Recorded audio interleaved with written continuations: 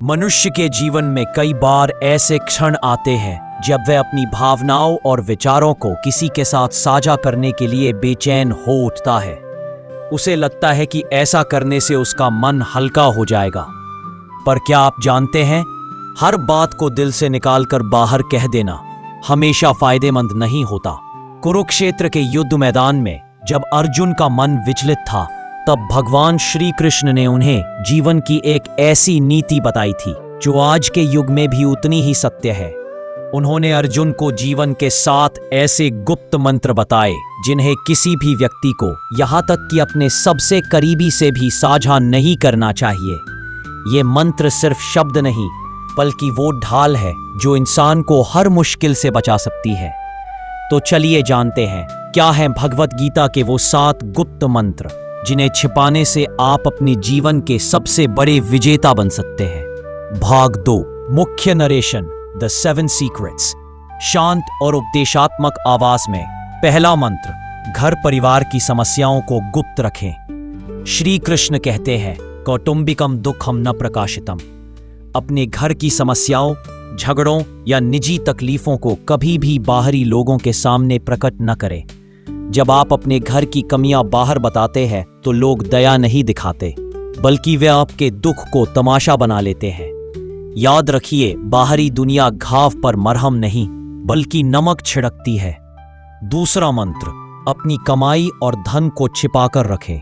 दूसरा और सबसे महत्वपूर्ण मंत्र है, अपनी संपत्ति का दिखावा कभी न करें। धन जितना गुप्त होता है उतना ही सुरक्षित रहता है। अपनी सफलता और आमदनी का बखान करना स्वयं को लोभियों और ईर्ष्यालु लोगों के सामने खड़ा करना है। जहां धन की जानकारी होती है वहां मानसिक शांति कम और संकट ज्यादा बढ़ता है। भविष्य की योजनाओं को गुप्त रखें। श्री कृष्ण ने कहा, जब तक कोई योजना पूरी न हो जाए उसे अपने मन के भीतर ही रखें। जो लोग अपने हर कदम की घोषणा पहले ही कर देते हैं, वे अक्सर अपनी मंजिल तक पहुंचने से पहले ही भटक जाते हैं। हर विचार एक बीज की तरह होता है। यदि उसे बोने से पहले ही सबको दिखा दोगे तो कोई उसे कुचल देगा। चौथा मंत्र, अपनी कमजोरियों को प्रकट न करें।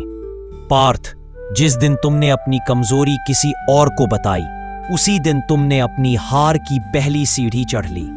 कमजोरी तब तक तुम्हारी ताकत है जब तक वह केवल तुम्हें पता हो।